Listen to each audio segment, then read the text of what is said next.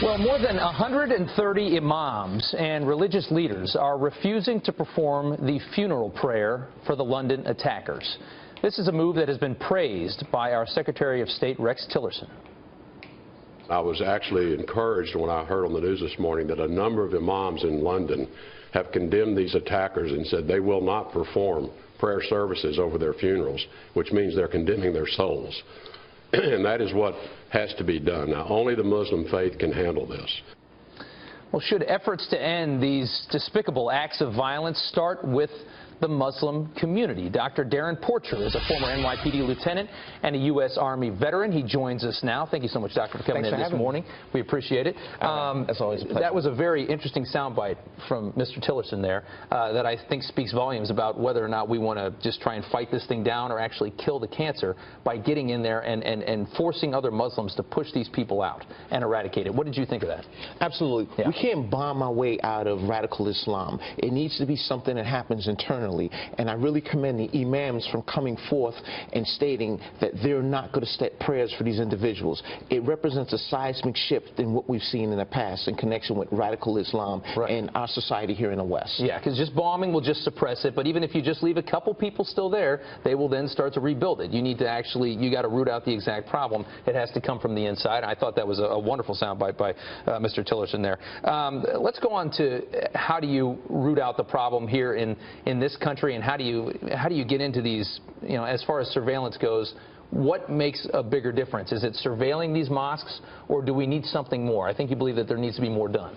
Well, it needs to be a combination of things. We can't have a monolithic approach to this. It needs to be multifaceted. One of the things that I'm a strong proponent of is having operatives that are inside of the mosque coupled with undercover officers that are gaining this intelligence. We need to have this symbiotic relationship between the members of the mosque and law enforcement, and that's what's going to propel us forward in having a better state in connection with this radical Islam, because the key is the eradication of it. Right. And post 9/11, we had, Mayor Bloomberg in charge doing surveillance on the mosques, which, sounds like a great idea if you want to eradicate a problem.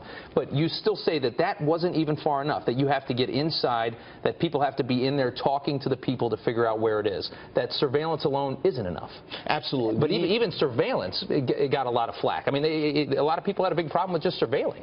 Well, a lot of that is the incoming mayor, de Blasio, chose to eradicate that. But it wasn't a fruitful tactic. Once again, it goes back to we need to have that multifaceted approach of internal and external surveillance in these mosques to gain this intelligence, because ultimately it helps us as law enforcement protecting the free world and us as United States citizens. Do you really, I just wonder what your personal opinion is when an imam says that I will not bless this body.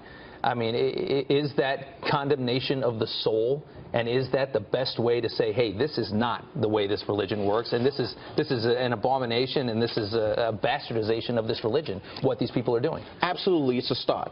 Yeah. These radical Islamic jihadists fear going to hell. They don't fear dying. Right. They're all for extending their souls to Allah. However, the one thing that they do fear is being cast to hell, and these imams are stepping up to the plate. And that's what we need, and that's the necessary component in countering this radical Islam, because we can't, like I mentioned earlier, we can't bomb our way out of this. Right. It needs to happen from within, and I credit these imams from taking that step forward, and hopefully this can set a precedence moving forward. And you made a very important point there. When you're trying to fight a war, and I think it was President Obama that said it, when you're trying to fight people that are willing to die, when they're willing to go into something and bomb people and die, it's so hard to fight that.